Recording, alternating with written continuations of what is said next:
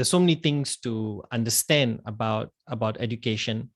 So as time went by, when I got posted in the government in polytechnics after that, so as I got involved in curriculum design, curriculum development, and things like that.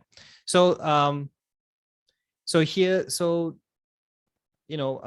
educational backgrounds can vary from individual to individual.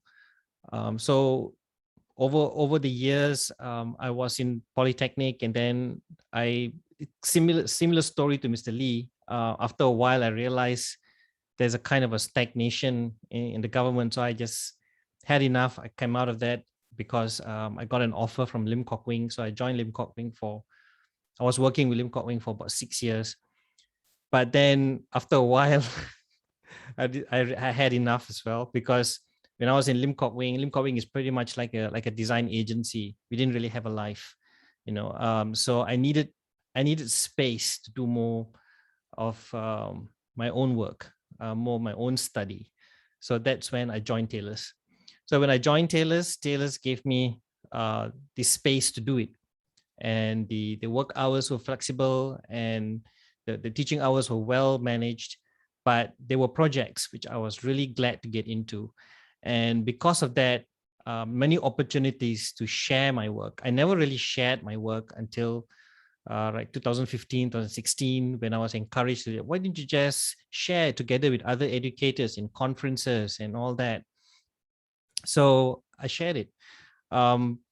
Because at the same time, I was also pursuing my PhD in education. So I decided to, during that time, it was time for me to share knowledge with the academic community. It was not something that's very easy to do, because whatever that you do, we are always being scrutinized by others. But that's the whole point. Feedback, and getting constructive feedback as well. It really helped me improve. So what I'm trying to say is, my experience in education was all trial and error. It was all that, yeah.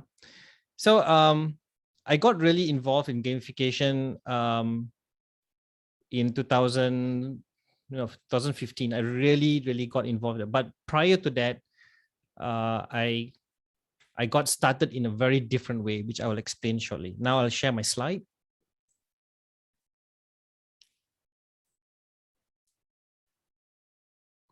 So like I said, I got started in gamification in a very, I would say, unexpected way. It all started when I was my first posting in the polytechnics. That was way back in 1999. And during 1999, that's me. It's just a title page. In 1999, this is kind of I'll talk about this class. Yeah, during 1999, I was posted in the Shah Alam Polytechnics under the computer applications department. So during that time, they told me that I'm supposed to teach computer applications, and I was very happy to do that. So I wasn't even teaching anything based on my own discipline or anything like that. So I was just applying what I understand into that. So so in computer applications, they were just softwares mainly like and how do you use PowerPoint, how to use applications like that, and how do you use things like AutoCAD, or how do you use some technical softwares, which I was familiar with because I have a background in architecture. I was an architectural draftsman before I got into education, before I got done my degree in graphic design. So why are you looking at this screen? This game is called Alpha Centauri. This is by Firaxis Games, authored by Sid Meier and another co-author as well. So they created this game, and this was the game that I was pretty much enjoying in 1999, 1998, 1999. Why? Because I like games. I do play computer games, but not so much though. At that time, technology wasn't that advanced, and this was probably the lowest, probably the most interesting one around, apart from all the usual commercialized, games that's been going around. So why am I talking about this? So it goes back to when I was teaching computer applications. One fine day, they came to me and said, Charles, we have a problem. One of those teachers will be on a 3-month maternity. I said, what, 3-month maternity? That long? Oh, yeah. I thought he was just telling me, but then, well, you see, the catch is this. You need to substitute her. I said, me? Oh, yeah, sure, I can help, whatever it is. Oh, there's another catch. She was teaching business. Okay. So I was like, no, I don't think I can do this. Get somebody else who knows about business. I suck at math. I suck at anything on ledgers. Do not ask me to do that. I use software to do my budget. And so this person said, no, you know what? It's very simple. It's only the chapter about theoretical stuff about what commerce is, import exports, doing things like that. Just read the text and you're fine. It's just theory. 3 months of theory, really? What kind of exercises supposed to do? What kind of test you're going to do? Yeah, but it just says 3 months, but well, you can do it for 1 month. Hopefully, we can get another substitute for the other 2 months. So I'm like, okay, fair enough. So I took the 1 month. So I went into class and I went there. I had cold sweat. I didn't know what to do. I never thought anything other than computer applications or design. So I was also teaching photography before, but this is a totally different thing. So I had no idea what I needed to do. So I got to know the students, and the students were giving me some problem statements. Like, we have no idea how to reconcile the knowledge of commerce, okay, to practice. But I said, well, there are many examples. I said, so you could talk to people who are already in the business line, and you can understand it further. You can look at articles, you can look at books, text. But they said it's not the same. So some of these students are really smart. So they put me in a very tight spot. So I thought, how do I do this? And I look at the business textbook, I couldn't understand anything. But I saw some keywords. So I tried my best to learn. I discussed it with some of my colleagues. Then I came to a conclusion. I think we could run a simulation in class, but I've never done it before. So I designed a simulation, but the simulation was really messy. I didn't know whether it would work or not. Then I realized when I was playing this game, I realized that this particular game is an interfaction simulation, where these factions were competing to coexist in the same land or in the same planet.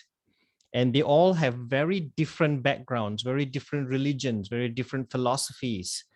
So I'm thinking, hold on, what is the product that we are selling right here? Is it peaceful coexistence?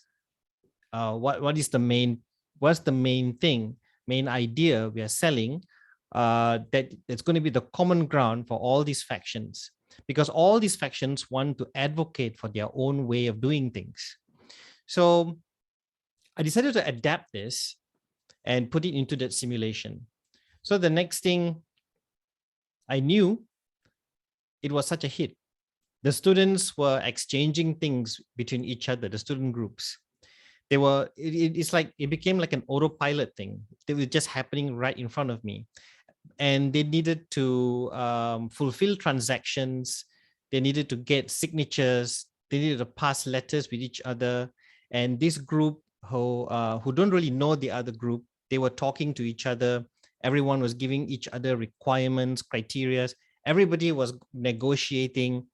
So then I checked some of the things that had to happen during business transactions. Yeah, things were happening like that. And then when they managed to get a land title, I put the land title on a map which are projected using an OHP. I just shaded them, and they were motivated. The more land titles they get, they basically get ownership of their territories. So when they get ownership of those territories, like, they got really more motivated. They were more motivated to talk to each other, to get more, and the whole session really just blown out of proportion. So towards the end of the month, they were pretty sad to see me go because they really enjoyed that simulation. But what that taught me was, it taught me a very vital lesson. Yeah. So it taught me a vital lesson that life's mechanism has some similarity to the simulation. Because when I look back at what's happening there, everything that was happening during the simulation was happening also in real life. If I was to go and make a transaction somewhere, or if I were to go to negotiate, something like that does happen. But what's the difference when I'm doing it, when I'm practicing it in my action with my own? It's a practical, that's something that's done in action, but then in class, I brought that action back into the simulation, and they were not required to look at the lecture. And guess what? I did not even start with the lecture. We got straight into the simulation. So the digital simulation mechanism was studied and analyzed, and I decided to start mapping out and strategizing out, just rough pencil work, trying to understand this. So internet was still new during those times, and yeah, I tried to make some references, but there were not many references on gamification at that time. So, but we do understand games for learning, learning by doing. There's some books on that. So at the end of the day, I realized that I needed to understand the game better, to dissect that game, and to understand what was happening within that game. Why was it designed in the way it was designed? So it came to the point where I needed to understand games better. What is a game? So so when I look at it, at games, it obviously has an ends and a means, a set of rules, and it's very obvious, isn't it? We live in a structured society, a structured community, a very structured civilization. There's, everywhere you go, there's a certain order, a certain rule, and that's basically the part where how you understand your environment, the context of where you're existing. So a game is basically how you navigate these rules. So they have formal systems, they have informal systems, there are different kinds of systems you see in various kind of games, even from Candy Crush to complex role-playing games, or just shoot 'em up games, or even ping pong, or just like Space Invaders, or even if you play badminton, or you play you play soccer. They all have some kind of system, and they involve some kind of confrontation or some kind of conflict.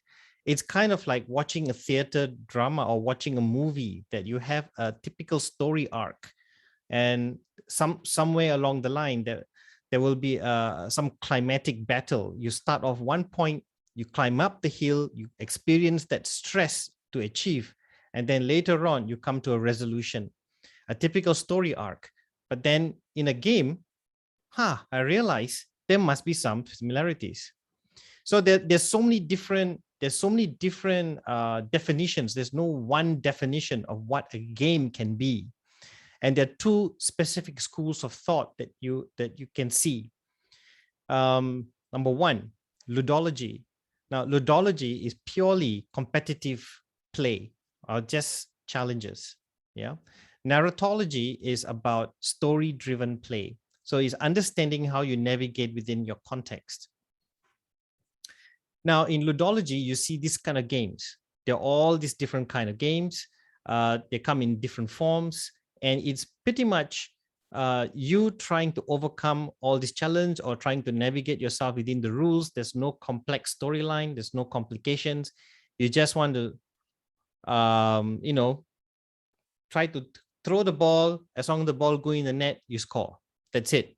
Yeah, there's no backstory or anything like that.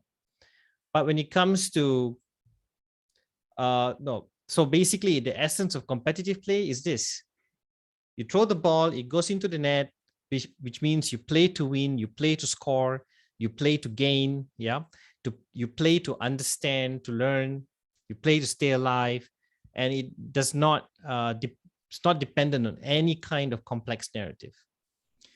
When it comes to narratology, there is a whole set of stories. You have your context, where you're from, your world.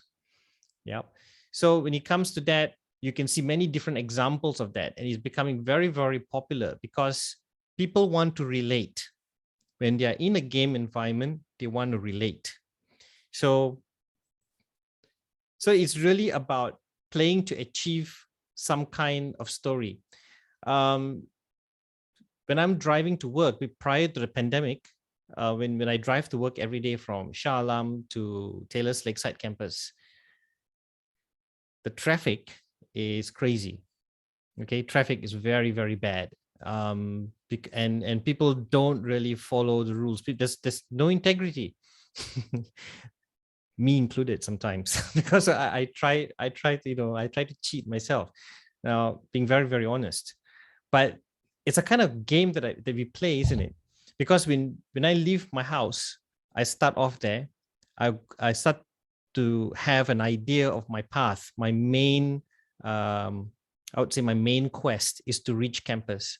So along the way, there will be all these challenges, these zones of challenges. I can overcome this, then I'll go to the next level. Now, can I overcome that section before the traffic light? Now, I challenge myself. Can I be the closest in the queue?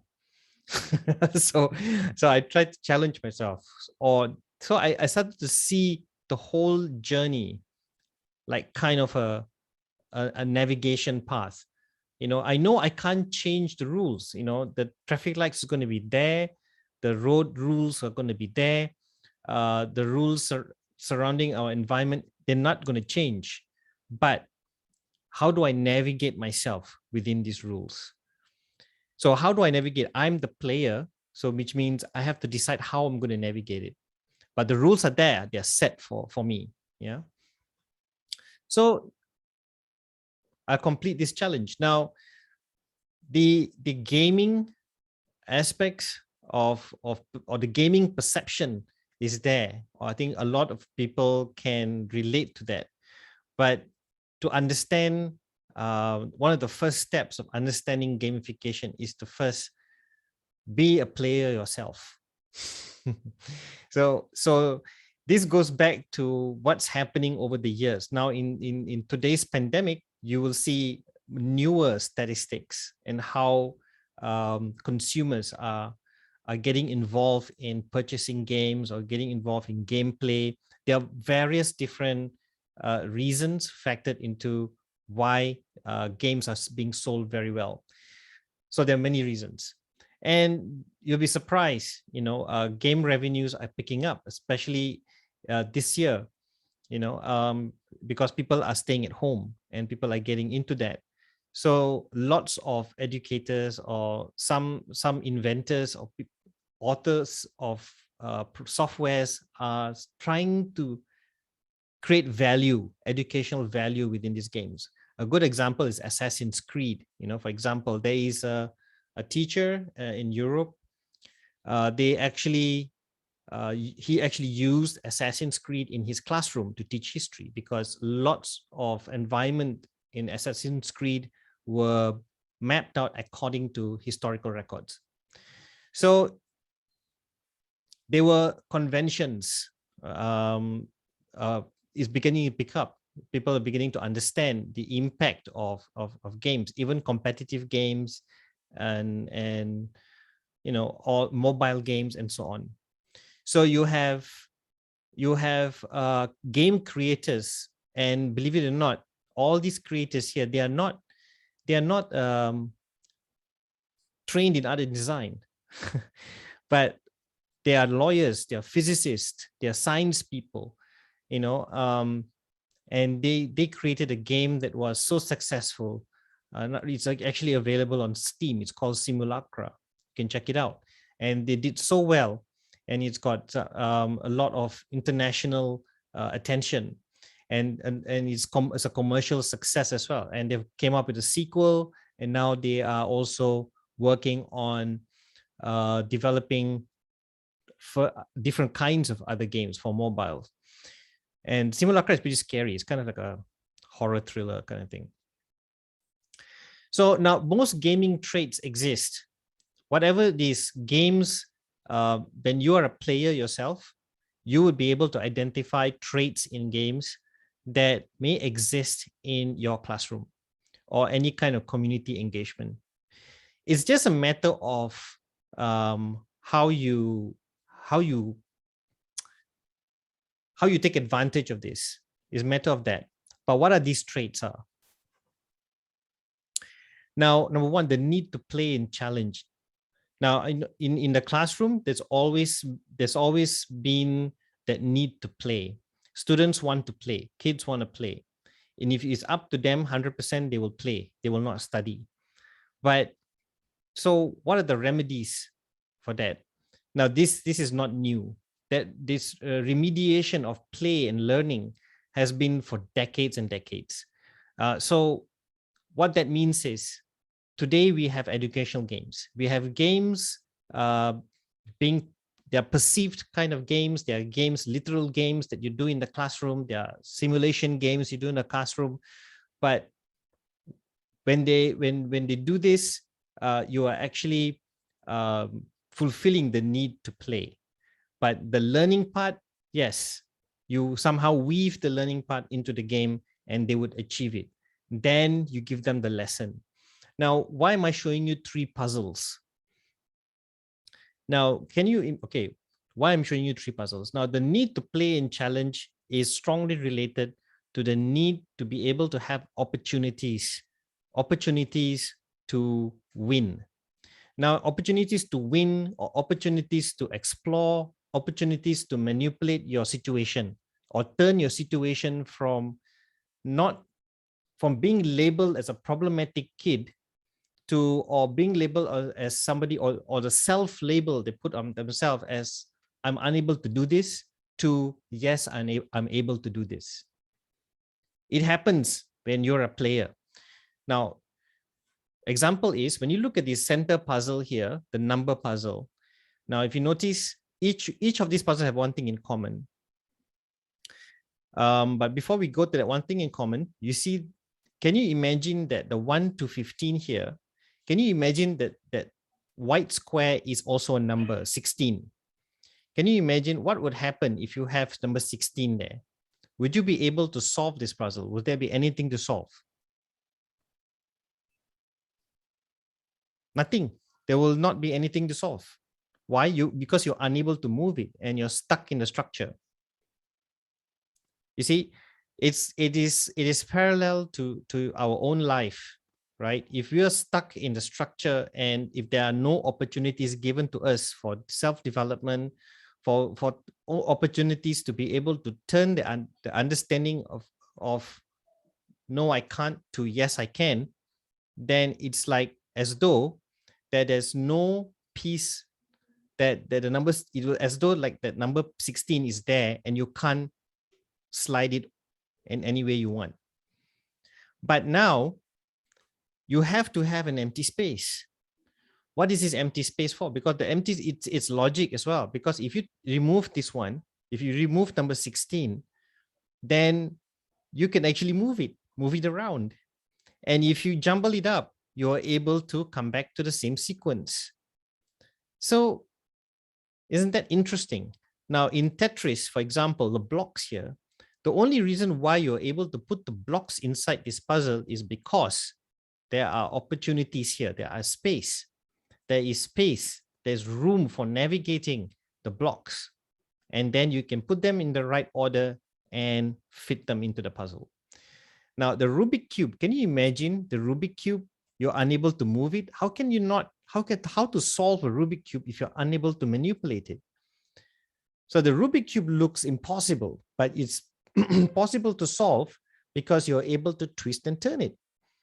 Now, isn't that interesting? Now, all these three puzzles have this one thing in common: opportunity, space to navigate. So play is strongly connected to opportunities to navigate yourself in your context, in the context of today's world, in the context of the environment, or within the problem. That sense of navigation exists in any kind of gamified approach. Okay, you are to create that possibility. Now, the other one is the need for rewards and achievement. Now, let me tell you one thing. Do you like it when somebody compliment you? It's wonderful, isn't it? I mean, if you were to send a compliment to anyone, would you smile? I mean, would you feel good if that person got complimented? Or when, you know, you're very beautiful. You did really awesome work. Spot on. 5 stars for you. Feels good, right? It does. Because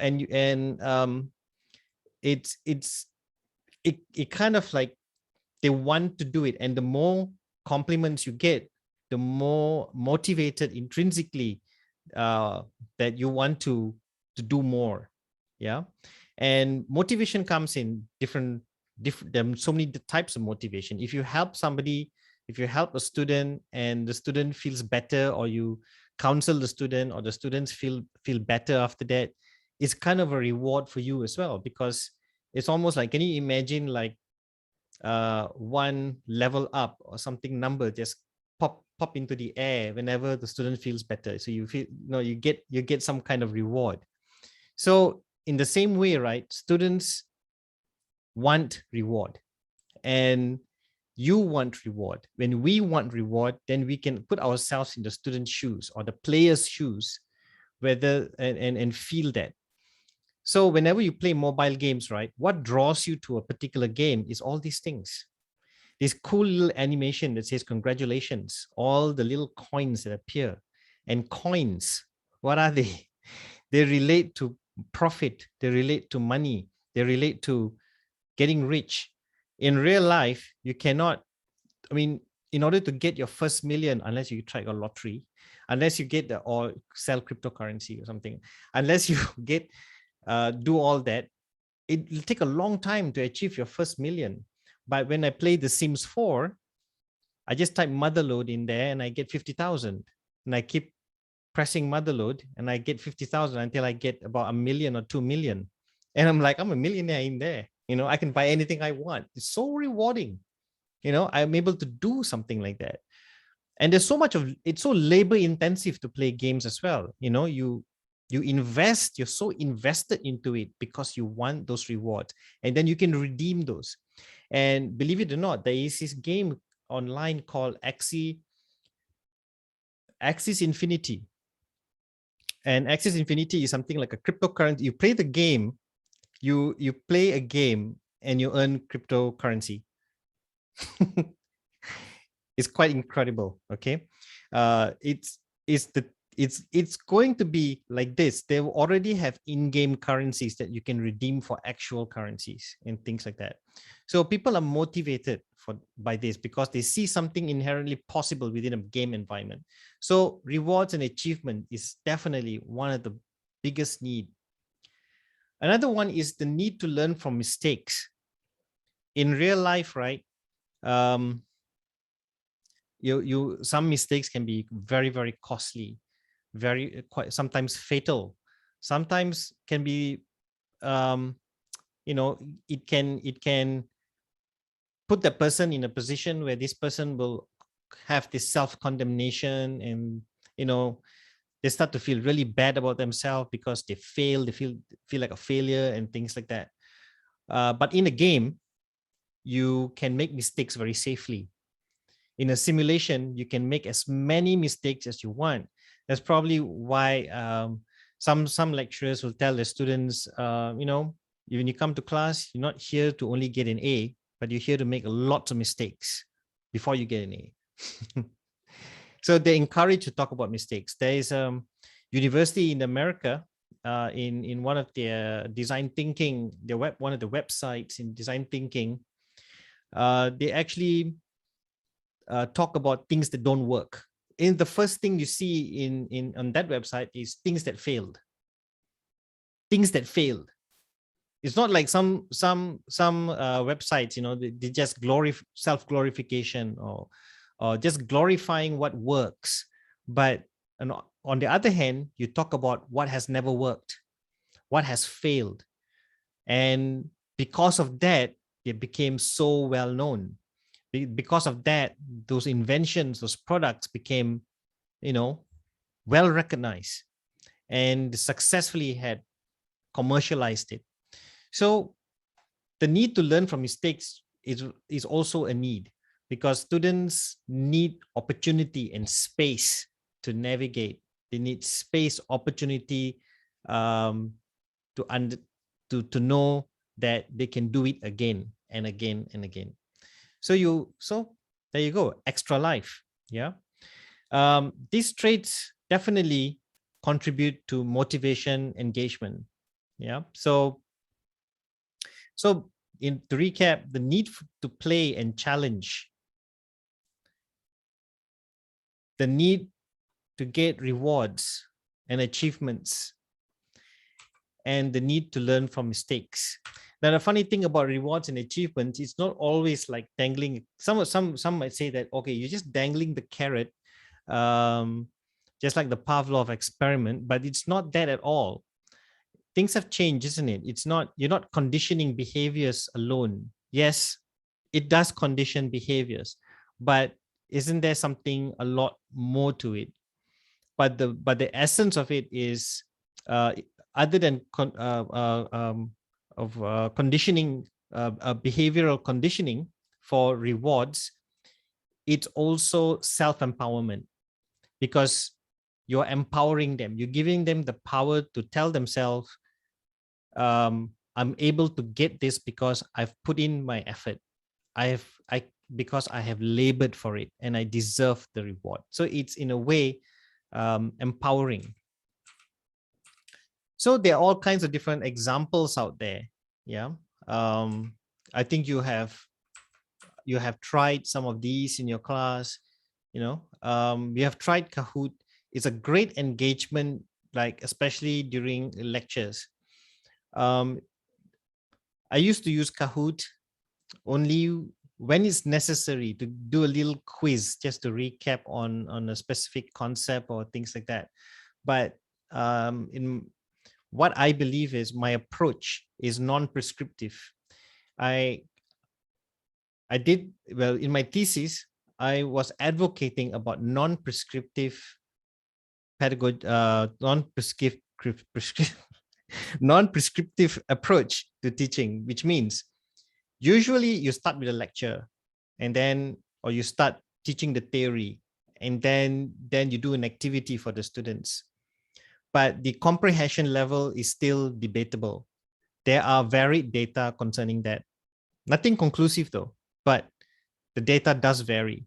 But in comparison to, let's say I go to class and immediately just give them a manual. Okay, y'all team up, whatever, and let's give them a scenario and let's get engaged into the scenario. Then after the scenario is done, then talk to them about what happened. Now, the data for that and that does have a big stark difference, because the students understood what happened. They have gone through it. They did something. And then when they gave the feedback, it seemed to matter more. And apparently it has some stronger connection to the learning outcomes. Then when I map it out to the learning outcomes, like, yeah, okay. It seems like that feedback from them kind of like relate to this learning outcome. So which means I can know for sure that something is happening right here. But as opposed to you're dictating, okay, this is what you have to learn, and then now you learn it, okay, and then you expect them to fully grasp it. So like I said, it's not that prescriptive method is a bad thing. It works for instructional. There are different kinds of instructional design for it, but it works. But the thing is, we have space, we have room to try something new, we have opportunities. So if somebody were to tell you that, well, what's the point of gamifying your class? Just, don't you think the mark sheet is already kind of like a score sheet, a gamified sheet? Yeah, they're right. It is. But how do you know that the point is, how do you know that they are grasping it? How do you know? Do you have questions though? Because each I cannot ask these questions on your behalf. You need to ask your question something very specific. For example, when I was teaching creativity, I asked myself the one fundamental question. So Charles, after teaching creativity, this particular creative subject in your class, are your students more creative than before? So I asked my professor, can you be more specific? No, you tell me, Charles. Are they more creative? How do you know that? Okay. I was so stumped. I was so stumped to that question. And I couldn't tell. I said, well, in the first place, I gave them this lecture, and then they did this exercise, they did this assignment, and that indicates their creativity. Are you sure that, okay, fine. Does that mean that they're more creative at the end of the semester? How do you know that? So that one of the things that, one of the problem statements I faced. So it's still an ongoing study, but my goal is, like personal goal, is to really understand how much can the student grasp in the classroom, and will they go back the same student, or will they be the same student at the end of the semester as compared to when they came in, or are they the same student after a session online? What happens? So what instrumentation would I have? So in this case, how do I know, as far as pedagogy is concerned, how much time am I investing to discover this in the student? When 80% of my time, I'm trying to, get paperwork done. I'm trying to get things correct, get things right, get my lecture correct. So how, I ask myself all these questions. There's all these different exploratory questions that you can ask yourself. So the point I'm trying to make is this: if you were to gamify your class, what is your main problem statement? Yeah, what would be the problem statement that you're going to face? When I told you my first story in the very beginning, just of this lesson, is that when I first substituted, the problem statement was they couldn't grasp the understanding, the action. They couldn't grasp it. They understood it. There's no doubt that they are able to understand the text and understand its definitions. If you were to give a test, they would probably pass with flying colors. But can they grasp it? How much of those knowledge can be transferred into real life? So these very crucial questions we asked. I think in the university we have the graduate capabilities measurement. Can they actually apply, put this into practice? So these are some of the things that we explore. I used Classcraft for about 3 years, and for the foundation students, yeah, the pre-university students, they loved it because Classcraft is like the whole class is like an RPG, and there's an app as well they could download. At the same time, you set up your class in there. It's an app. And in that app, they have their own avatars. And the more they invest into their assignments or task, I give them gold points when they submit, and with gold points, they can buy weapons, pets, and things like that for your avatar. So totally turned my class into a game. It was an experiment. Seemed to be a hit, but it wasn't something that I crafted. This was done in the States, and they're still doing it, and it was a hit among elementary and high school. There actually lots of teachers are using it. So yeah, they're still making lots of observations about it. So yeah. Now as far as to me, when I was giving you this talk just now, gamification, it's not some kind of formula. Now you got to understand context. Yokai Chow has, for example, a gamification system.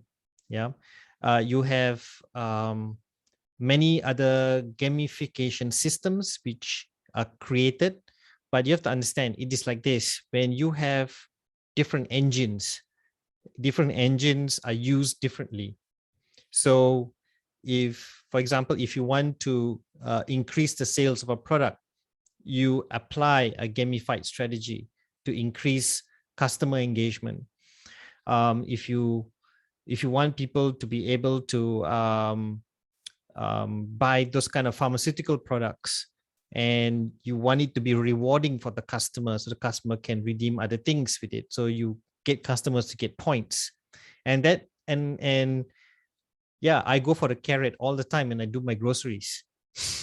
So every time I do that, I get excited. Ooh, can you just take all my points now? And I'll just shave off some of those the amount from there, and yeah, we all do that.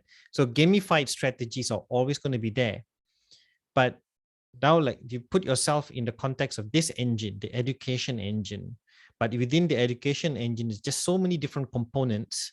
So what gamified strategy do you think is going to be useful and relevant for your particular subject? So that's what we are doing this thing for. Now, gamification, of course, it always starts with a problem statement, the big question. And that's the thing that you guys need to start off with, something that you need to think about and something you want to note down after today's session. And then when we start our next session next week, you can bring it to the table, yeah, for your particular thing. Now, but you're going to be teamed up though, because there are 15 of you. You're going to be teamed up, so you can actually have your own little discussions among yourselves. Then come back with some information, and that information is that problem statement. What is it? So you can decide.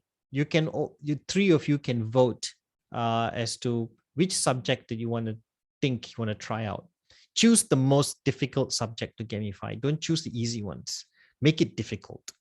Intentionally find the most challenging ones. Even if that subject is not something that you taught, something that maybe you don't want to teach, but how do you or choose something based on a case study in Nobel school, in Nobel International School, which is the most unpopular subject. Yeah. So by your study here, you can suggest a very interesting solution. Yeah. So that is one way to go with it. Now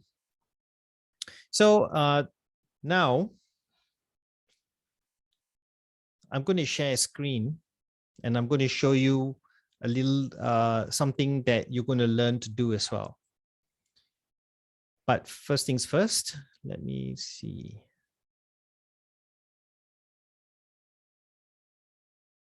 What time is it, by the way? Okay.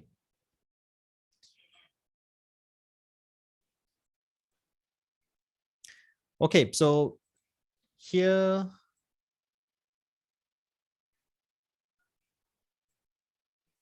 okay, this is your score sheet.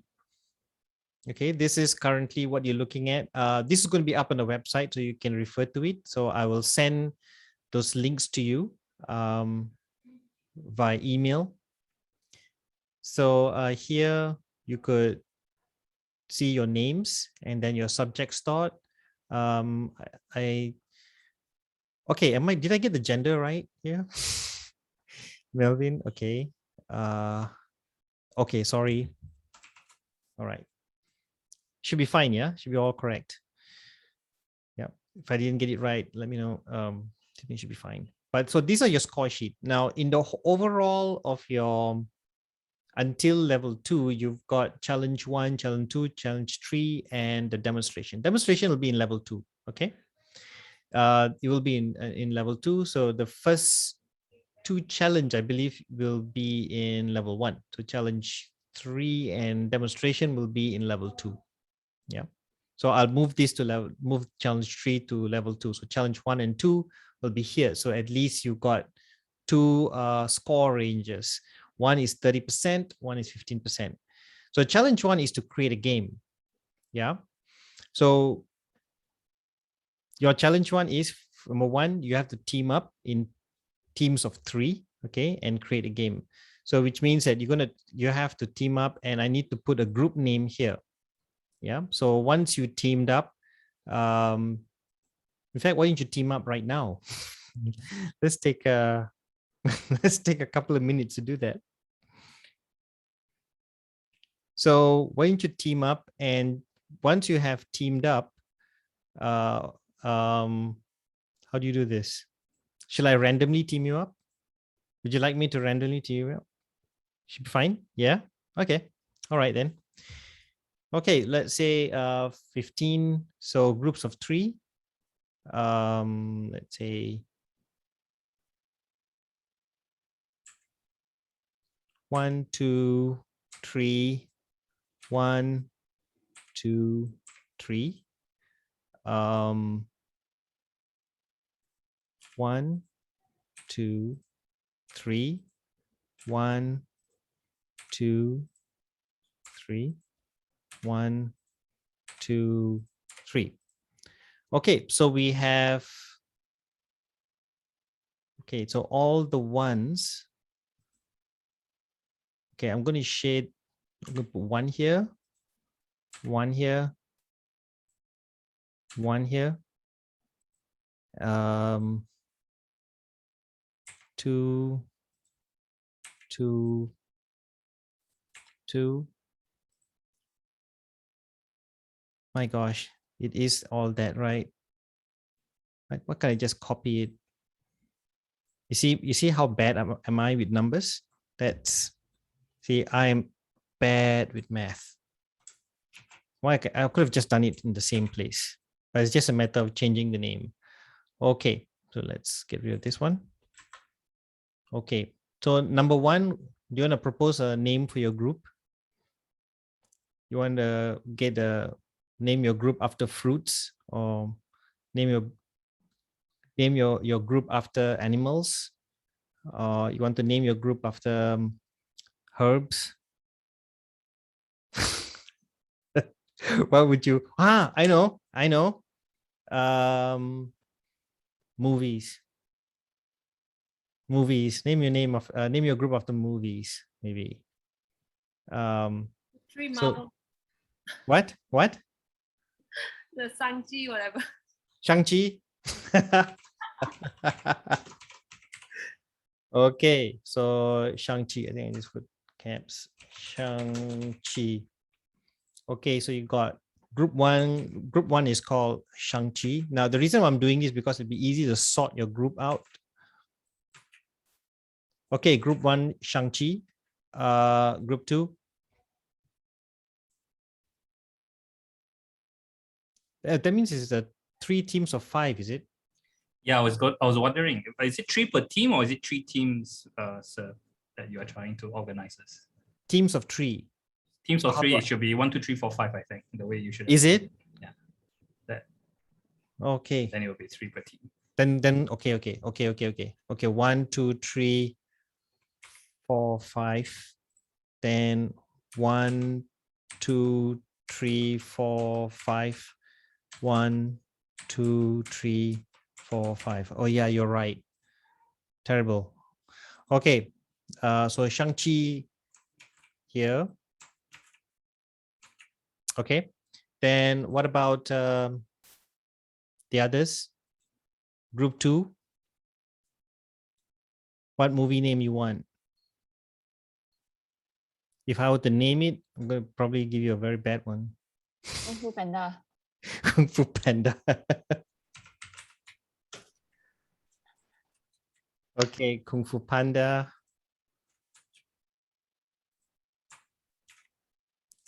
Okay, group 3, what movie?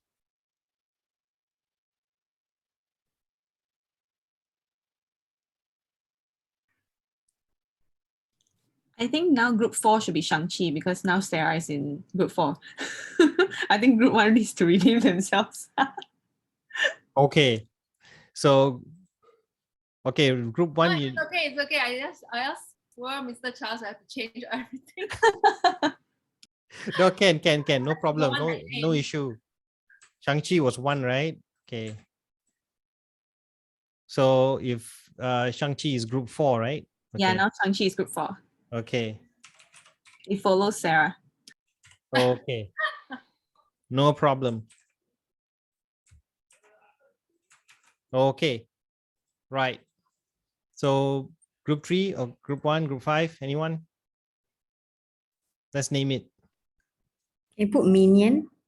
Minion for group 3. Yeah, is it okay, guys? Group 3? Okay. Okay, Minion. There you go. 3 is Minion. Fantastic. It's going really well. Okay. Group 1. Avengers. What? She put that in the chat, Avengers. Avengers. They wanted Avengers. Group 1 Scary. Avengers. Ah, got it.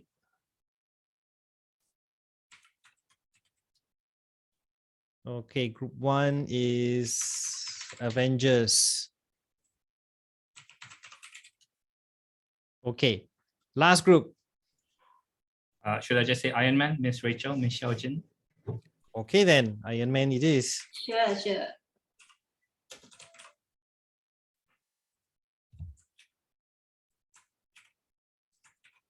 Nice. So fantastic. So we already got yourselves grouped up. That's great. So at least I could see all your groups together. Now, if I were to choose Avengers, oops, sorry. Okay, so if I choose Avengers, then I can see your group members. Okay, so well done. Fantastic.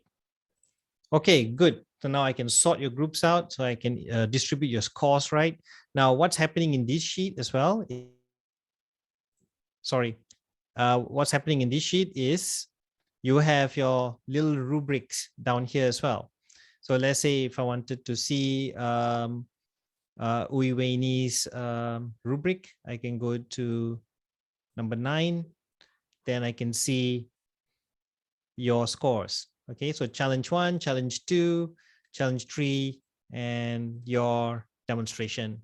Okay, so here is your descriptions. Now, when I share all these, you will be able to see all these descriptions. Yeah, and so on. But remember, this is for fun. Okay, this is for fun. You're not like, it's not like I'm going to submit your scores to Nigel and Nigel is going to assess you or anything like that. Okay, this is for fun. But I'm going to show you how to do it. Then you can maybe try to apply something. You can modify a template, and I can even show you where I got these references from. Then at least something that you can learn and something you can.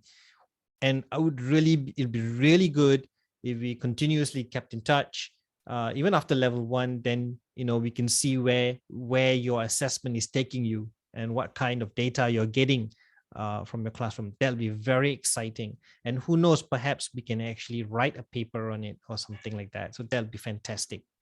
Let's see what we can discover together on this. So now back to your task. So your task, come back with a game idea for each group. Come back with a game idea.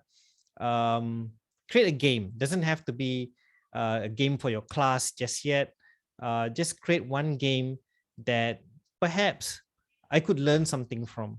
Yeah, something that I could learn something from. We could all play it, but the catch is this: the game has to be based on an online session.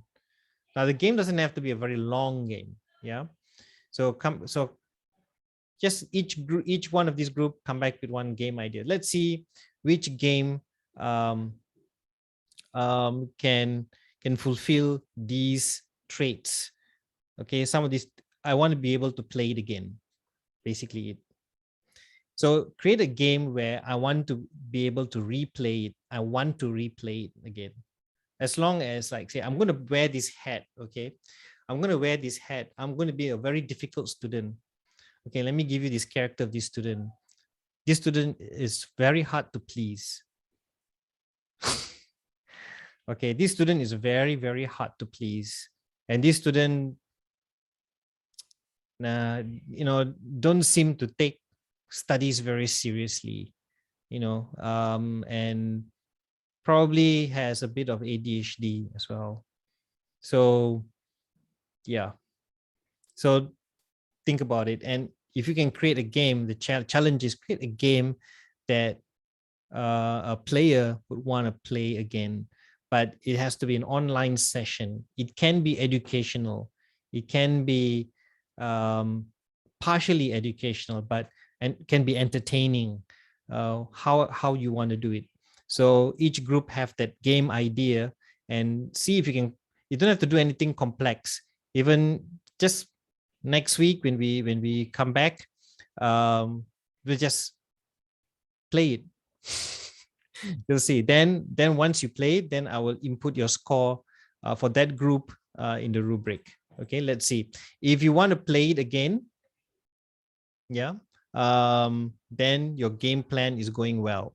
Now, according to challenge number 1, create a game exercise, is, yeah, the game plan is visible, right? There's visibility, there's some development and progress. That means what you're going to do is you probably need to share screen and show something, maybe you share screen or you have your own strategy.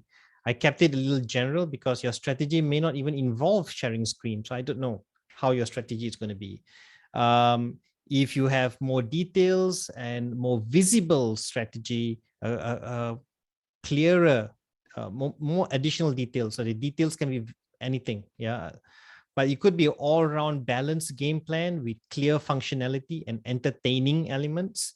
Yeah, that will be very, very good. So I'm predicting that I would probably want to play all your games again. So yeah, so come back with that thing and let's see how much score you can get. Now, where are your scores going?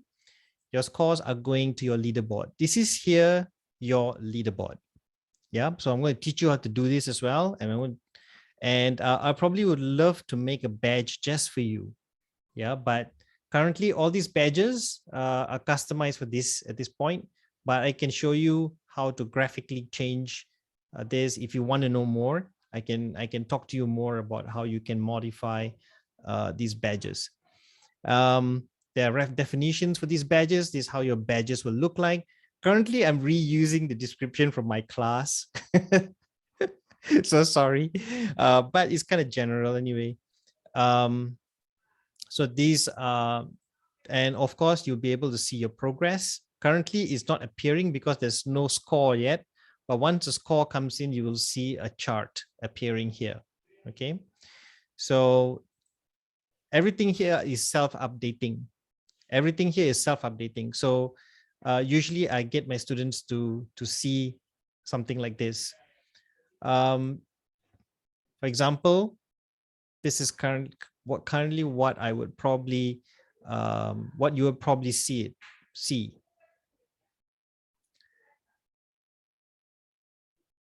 You're probably going to see badges like this. It appears. You see points getting in there, and then you got self-updating charts and things like that. So all these things basically contribute to analytics. And these analytics, now the heart of gamification is analytics, but we'll talk about that next week. Yeah. So and there are reference guides and things like that. There are score maps, learning outcomes. Score maps is the most complex thing to do, but I will talk to you about it. Now, how does this all contribute to gamification? It has everything to do with gamification because you need to be able to create strategy maps. So those are strategy maps, yeah. Without mapping out things, mapping out your outlines, your learning outcomes, you won't see where your gamification is going. All right. So yeah, so that's basically it. So two things you come back with: create a game. Let's play your game next week, and then I'll put your scores in. Then of course we'll have a discussion about your problem statement. The problem statement, okay, for what you're going to create. So that problem statement is going to be something that you're going to be working on, well, until you get your demonstration done as a team. So that problem statement is, you can choose any subject that you want to discuss about, and talk about it within your team. Yeah. So I think that's basically. I'd want to. It's already 6:30, so I think we're just about done. But Sorry, Dr. Charles, can I ask a question? Just to yeah, sure. clarify? We've come to the Q&A already. Okay. Okay. So next week, basically next week, it means that we must have a problem statement. For example, we're just going to give an example of something very simple. because we Yeah, have, sure. Go ahead. Yeah. We've done this in our previous class, a very simple version. Mhm. So Miss Sarah was actually teaches IPC, which is a thematic Mhm. subject. And her topic was electricity, and she wanted to get the kids to identify activities that do not require electricity. So that's sort of like the problem statement, right? And then for that, we actually played a game of charades. So we acted out different actions, like cooking above the fire, lighting up a candle. So all these are activities or actions that do not require electricity. So is it the sort of thing that we are going to plan, but of course more elaborate for next week? Not exactly like that. Basically, the problem statement, when you say it, they're supposed to identify objects that don't require electricity. That's a task. That's basically a task. That is that's a requirement. That's like, okay, I'm sending you on a quest. Find this out. All right. Now, problem statement here is this: what difficulties did you face there? Were the students able to find it? If they found, or if you, I mean, were they able to understand? I mean, what was the point of the lesson for them to, when you ask them to find objects that doesn't require electricity, what is that for? Why did you ask them to find it? So you ask them to find it because you want them to learn something. Now, but the thing is, what for the whole process, did that achieve your learning outcome? Did that achieve what you wanted them to learn about? What was your lesson about, really? And why did you ask them, why did you task them to do this? So when you task them, when they were successful in finding out this thing, and because they found out this thing, and then they have learned something about that chapter, or then if they learn it successfully and you had very good outcomes, then I don't think there's a problem there. The problem statement is you're identifying what can be better. That means what you expect to be better but didn't achieve. What you were trying to teach in that class could be a different topic or different chapter, but you realize that the students found it hard to understand. It does not, maybe it's not the student, maybe it's us, because sometimes when I was teaching that, I could not understand what I was teaching. If I couldn't even understand my own explanation, but when I asked the students like, yeah, sure, we understand. Yeah, sure, of course. But when I walk out of the class, the students like, I couldn't understand anything. So that's a problem statement. A problem statement, but maybe the students are too afraid of you. That's a problem statement. The students are afraid to answer. That's a problem. So the problem statement can be any area of your pedagogy. It's not just about the specific task or anything like that. It can be. Maybe it's your instruction.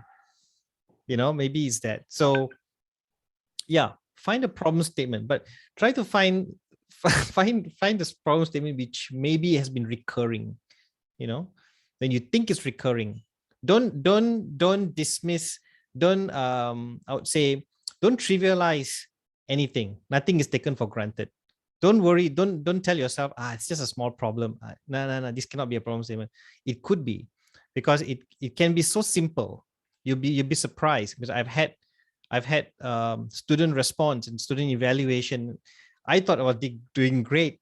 They've achieved all that, but then the one little thing there, that comment, that little one comment, and that comment said that I was playing favoritism, and it's like, well, he was never making eye contact. And of all the things, I got everything right. And one guy said he's racist. I'm like, what? I mean, I was shocked. What did I do wrong? See, you couldn't possibly know. So how do we do it? How do you do it? This is one of the reasons why I focus a lot on simulations and make sure everybody gets a chance, gets the opportunity. So nobody will be left out, and nobody will feel that I was racist or anything like that. Currently, my colleague is facing that similar situation, because he's always getting some comments that, I mean, he's really, really good. His subject is really good, but then the students keep saying he's always passing over me. Every time I want to ask him a question, he's just like, and then, but when she asked him the question, he's like, "Ooh, okay." It seemed like, so the frustration was there. So sometimes it's not even about the subject. Sometimes it can be relationship issues, professionalism. I don't know, to what level, how has that been an impact to the students' grades? Has that been an impact to the students' performance in class? How many students do you all have in average in your class? Oh yes, Sarah, go on. I have a question. Yeah, Now, sure. Are the challenges would it be better? Okay, I know you've done the groups, but all of us are in like various Yeah. levels for the students, and we teach different things. So Okay. I'm just wondering whether your challenges does it need to have like from the same level, where would it be better for us to tackle the challenges if we were from the same year levels or similar year levels, because you have secondary school here and elementary school here? Good question. What would you all prefer to do? Do you think it'll be easier to get something from that same level? Yeah, we would think so, because the topic is more Yeah, congruent, you're right. You're right. Also, I think the problem statements will be more relevant. more similar, more relevant if we are actually from the same age group. Because I noticed that like our group, we have 3 of us are from completely different Okay. groups, from the lowest primary to the upper primary, up and Okay. then all the way to senior junior. So that Okay, will be, let's do this then. Let's just, before we call it a day, good that you gave me this feedback. Okay, that means you might want to regroup it. So sorry, Mr. Charles. Yeah, No, the last week when all we good. were trying to communicate with our group members, I'm like, okay, I think the subjects and the levels are just too vast. You're because absolutely we were right. we were not too sure exactly what we are supposed to do next week yet. So after seeing what you have presented to us, then I mean about our work next week, then maybe it might be better to be in the same Yeah, year level. yeah. Good point. Let's regroup then. How about okay, why didn't you all?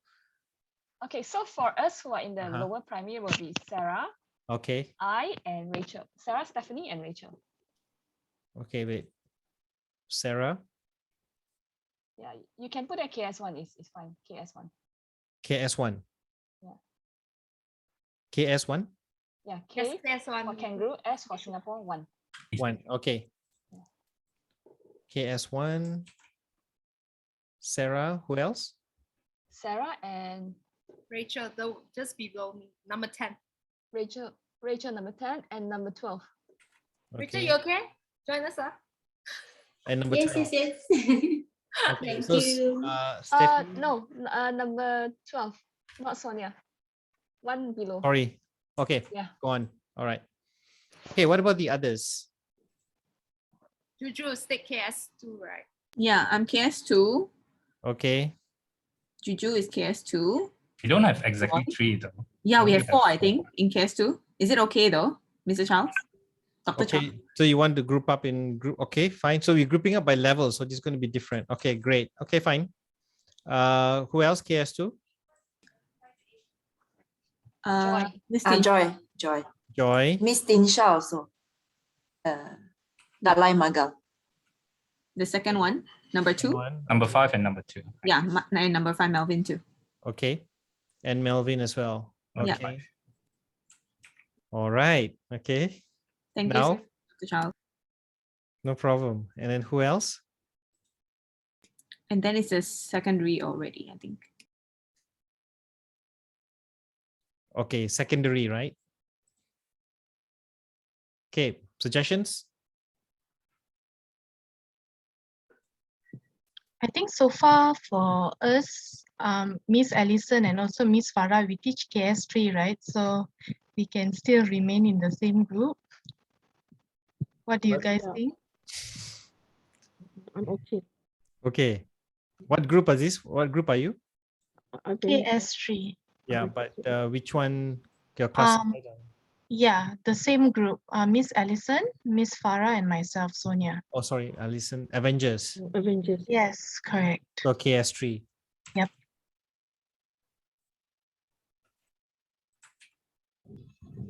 Okay. So you're okay with 3, yeah? Okay, then what about Minion and Shang-Chi? Kung Fu, there's one Kung Fu Panda, Iron Man. 2 of us from Shang-Chi is already in KS1 and KS2. So yeah, I think Mr. Eng Ho, Mr. Lee. He's Okay, probably KS1 and KS2. So yeah. So Dr. Charles, can you yeah. put me in Minion? You want to be in Minion? Yes. Who's this? Miss Tan. Miss Tan. Okay. Joy, is it? Number 15. Oh, sorry, number 15. Oh, Tan Xiaojin. Okay, got it. You want Minion. Okay. Who else? Minion. So Minion, okay. Minions remain the same, huh? And then Yeah, I guess so. Will be like that. okay. So Minion, okay, I'll remain Minion here. So Shang-Chi, the others, okay, wait, hang on. I'm going to rename you guys, the KS1 to something else. Or you want, which name KS1 want to be? Or just have to rename it? So I think you can just put KS4 for now. I guess Minion can be KS4, and then I guess the remainder you can see clearer from the. Yeah. So Minion is KS4 lah. I think, yeah, we just put that label for now, I guess. Yeah. KS4. KS4. KS4. So, okay. Let's take away all these names. Not very confusing. Okay. Okay. So we got KS2, KS3, KS2, KS4. Left 2 more names here. Nurul Shahira and Lee Eng Ho. I think I just joined KS4, Dr. Charles, because just 2 names left, right? Yeah. I think I just joined KS4. All right then. Mm-hmm. Okay, Shahira, you're in Thank there. you. What about you? KS4. KS4 as well. So KS4 got 1, 2, 3, 4, 5 orang. Oh, sorry, five of you. And 2 KS2 got.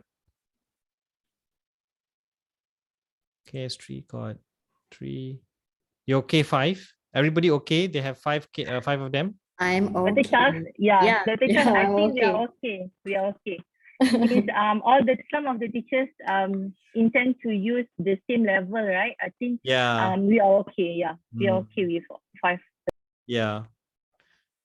Good suggestion. Yeah. All right. So great. So I think that'd be appropriate. I agree. So because at least you can get your actual problem statement. It's more relevant. Relevant information.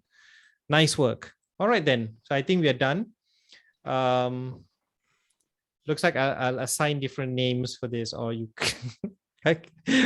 or you can decide on a different group name later on. Okay. Any other questions? Anyone? Hi, sir. Just perhaps we Yeah. want to run through the problem statement I have in mind. I guess this one was actually more broad Okay. than the one that was brought up. But would low engagement due to poor motivation be a problem statement? Yes. So we will Yes. use gamification to try to increase engagement and try Mm. to increase motivation in the students, because Yes. virtually learning, they do not have that. It's easy for them to be lazy, basically. Which particular subject is this? So I teach English as well as IPC, which is the same as the thematic one that was explained by Ms. Sarah. Okay. Try to have that in a sentence. Try to have your problem statements in a sentence, or just write it out. So and be very specific about if it's motivation and lack of motivation and engagement. What is because of what is the reason for it, and for which particular subject? You can get creative about that. You can mention that in a sentence. You can also add some kind of vignette. For example, if you want to explain a scenario, like what happened, so you can give some kind of A bit of background, perhaps. yeah, a little background, a little vignette, so it's fine. So yeah, that'll do. Yeah, that'll do. So we will discuss that. We'll go in breakout rooms next week, and then we will go team by team, and then we will talk about that. Thank you, sir. You're welcome. Any other questions? Everybody clear about the problem statement thing? Okay, excellent. Anybody else have any questions? I don't want to hold you back from dinner. Dr. Charles? Yeah. I'm sorry, just like very slightly thing. My name Yeah, was sure. spelled wrongly actually. Oops. Where? Yeah, the ASME should be AZ instead of S. I'm so sorry. I know it's like very small matters. No. Don't say sorry. Number 8. No, yeah, number 8. Thank you. Oh, ASNI. Okay. Yeah, got it's supposed to be Z. it. Thank you. Apologize Alright. for that. Got It's it. okay. Oops, sorry. Have you all got your vaccinations already? Yeah. Just those only. Yeah, I've got Second dose next week. second dose next week. Yeah, mine's in 1st October. So, okay. So I look forward to seeing you next week. If there's no other questions. So till then, stay safe and have a good dinner. I will, if you all put your email already, yeah? Yep. Okay. No, Shahira, your email? Oh, I thought I already put that. Just now. Okay. Someone deleted. I thought it's okay. I fill up later. Oh, okay. Just please. So I will email you guys some information, and then once everything is up and running, all prepared. Yeah. Okay. So take care. Nice to meet all of you. Yeah. And have a good dinner. Have a good night. And I'll see you next Thursday. Thank you, Dr. Charles. Thank you. Most Thank welcome. you, Dr. Charles. Take care. Dr. Charles. Bye. Bye. Bye. See you Bye, next week. everyone. See you next week. Bye. Dr. Charles. Have a good rest. You too.